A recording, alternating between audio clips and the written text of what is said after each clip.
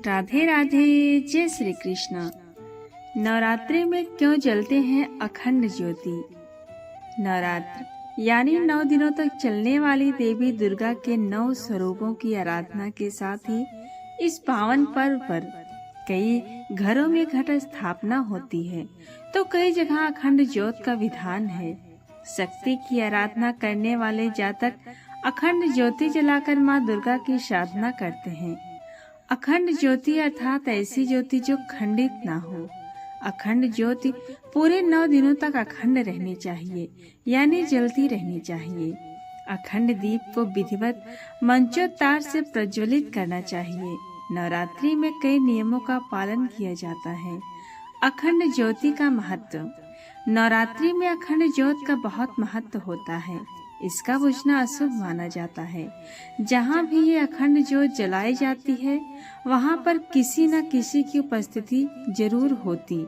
इसे सुना छोड़कर नहीं जाते। अखंड ज्योति में दीपक की लौ बाएं से दाएं की तरफ जलनी चाहिए। इस प्रकार का जलता हुआ दीपक आर्थिक प्राप्ति का सूचक होता है। दीपक का ताप दीपक के 4 अंगुल चारों ओर अनुभव होना चाहिए। इससे दीपक भाग्योदय का सूचक होता है। जिस दीपक की लौ सोने के समान रंग वाली हो वो दीपक आपके जीवन में धन धान्य की वर्षा कराता है एवं व्यवसाय में तरक्की का संदेश देता है। निरंतर 1 वर्ष तक अखंड ज्योति जलने से हर प्रकार की खुशियों की बौछार होती है। ऐसा दीपक वास्तु दोष, कलेश, तनाव, गरीबी आदि सभी प्रकार की समस्याओं को दूर करता है। अगर आपकी अखंड ज्योति बिना किसी कारण के स्वयं बुझ जाए तो इसे अशुभ माना जाता है। दीपक में बार बार बत्ती नहीं बदलनी चाहिए। दीपक से दीपक जलाना भी अशुभ माना जाता है। ऐसा करने से रोग में वृद्धि होती है, मांगलिक कार्यों में बाधाएं आती हैं। संकल्प लेकर किए अनुष्ठान या साधना में अखंड ज्योति जलाने का प्रावधान है। अखंड ज्योति में घी या फिर उसमें कुछ भी बदलाव का काम साधक को ही करना चाहिए, अन्य किसी व्यक्ति से नहीं करवाना चाहिए। अखंड ज्योत स्वास्थ्य के लिए भी अच्छा। दरअसल ऐसा माना जाता है कि माँ के सामने अखंड ज्योति जलाने से उस पर घर में हमेशा से माँ की कृपा रहती है। नवरात्र में अखंड दीप जलाना स्वास्थ्य के लिए भी अच्छा होता है, क्योंकि घी और कपूर की महक से इंसान के श्वास और नर्वस सिस्टम बढ़िया रहता है। नवरात्र में अखंड दीप जलाने से माँ कभी अपने भक्तों से नाराज नहीं होती। नवरात्र में अखंड ज्योति से पूजा स्थल पर कभी भी अनाप शनाप चीजों का साया नहीं पड़ता। नवरात्रि में घी या तेल का अखंड दीप जलाने से दिमाग में कभी भी नकारात्मक सोच हावी नहीं होती और चित्त खुश और शांत रहता है। घर में सुगंधित दीपक की महक चित्त शांत रखता है, जिसके चलते घर में झगड़े नहीं होते, वातावरण शांत रहता है। पूजा पाठ के दौरान इन 8 जरूरी बातों का रखें ध्यान। सच्चे मन के साथ अगर कुछ नियमों का पालन भी कर लिया जाए तो पूजा सफल मानी जाती है। ऐसे में आपकी उलझनों को दूर करते हुए हम आपको बताने वाले हैं पूजा पाठ के दौरान किन बातों का ध्यान रखें। आइए जानें पूजा के दौरान कुछ जरूरी नियमों का पालन कैसे करें। पूजा पाठ के लिए जरूरी कुछ नियम बनाए गए हैं। इन नियमों का वर्णित शास्त्रों में है। इस नियम के अनुसार पूजन करने से मन चाहा फल की प्राप्ति होती है। वैसे तो कहते हैं कि ईश्वर को प्रसन्न करने के लिए मन में सच्ची भक्ति होनी चाहिए, फिर भी हमारा मन कई बार पूजा पाठ के सही या गलत विधि विधानों में उलझ जाता है। कई बार हम दिन रात ईश्वर का स्मरण करते हैं लेकिन फल नहीं मिलता, क्योंकि जानकारी न होने पर हम कुछ गलतियां कर जाते हैं। हालांकि ईश्वर सिर्फ भाव चाहते हैं, किंतु सच्चे मन के साथ अगर कुछ नियमों का पालन भी कर लिया जाए तो पूजा सफल मानी जाती है। ऐसे में आपकी उलझनों को दूर करते हुए हम आपको बताने वाले हैं पूजा पाठ के दौरान किन बातों का ध्यान रखें। तुलसी के पत्ते को ना तोड़ें।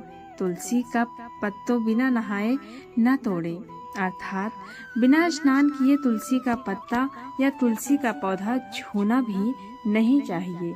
शास्त्रों के अनुसार अगर कोई व्यक्ति बिना नहाए ही तुलसी के पत्तों को तोड़ता है तो पूजन में ऐसे पत्ते भगवान द्वारा स्वीकार नहीं किए जाते। साथ ही आपको बता दें कि तुलसी के पत्ते को 11 दिनों तक बासी नहीं माना जाता। इसकी पत्तियों पर हर रोज जल छिड़क कर भगवान को अर्पित किया जा सकता है। वहीं रविवार, एकादशी, द्वादशी, संक्रांति और संध्या काल में तुलसी के पत्ते नहीं तोड़ने चाहिए। पूजा में कहाँ कौन सी चीजें रखें? पूजा में दीपक सही जगह रखना चाहिए। घी का दीपक दाईं ओर और तेल का दीपक बाईं ओर रखें। जल पात्र, घंटा, धूपदानी जैसी चीजें हमेशा बाईं तरफ रखें। शंख को जल में डुबाना और धरती पर रखना वर्जित माना जाता है, इसीलिए शंख को हमेशा किसी वस्तु के ऊपर ही रखें। चंदन में शंख में चंदन और फूल भी रखें। भगवान को न चढ़ाएं ये चीजें। शिव जी, गणेश जी और भैरव जी को तुलसी नहीं चढ़ाना चाहिए। विष्णु भगवान को चावल, गणेश जी को तुलसी, देवी को दूर्वा और सूर्य को बिल्व पत्र कभी न चढ़ाएं। शिव जी को सदाबहार फूल, विष्णु को धतूरा और चावल और देवी को आँख के फूल नहीं चढ़ाने चाहिए।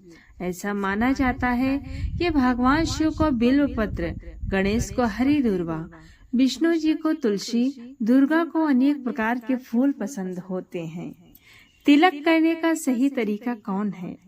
देवी देवताओं को हमेशा नामक्या यानी हाथ की तीसरी उंगली से तिलक या सिंदूर लगाएं और ध्यान रखें कि भगवान को स्नान कराने के बाद चंदन टीका लगाएं।